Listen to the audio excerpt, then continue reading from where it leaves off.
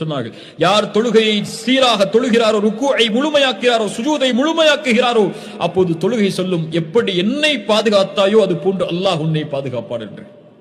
தொழுகையை முறையாக நிறைவேற்றாதவர்களுக்கு தொழுகை சொல்லும், என்னை எப்படி பாழாக்கினாயோ அது போன்று அல்லாஹ் உன்னை பாழாக்குவார் என்று.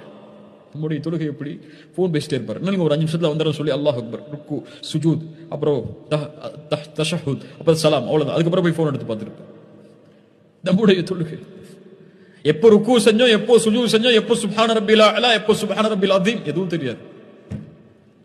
பாதுகாத்தவர்களை நிதானமாக அல்லாஹு அக்பர், அல்லாஹ்விற்கு முன்னால் நிற்கிறோம் என்ற நினைவோடு நின்று, அதை குனியும் போது சுப்ஹான ரப்பில் அதீம், பணியும் போது சுப்ஹான ரப்பில் அலா, உட்காரும் போது ரப்பிக்ஃபிர்லி என்று நிதானமாக திக்கரை ஓதி தொழுகையை முழுமையாக்கி தொழுதவர்களுக்கு தொழுகை துஆ செய்யும், யா அல்லாஹ் இவனை பாதுகாத்து விடு, என்னை எப்படி பாதுகாத்தோடு அது போன்று.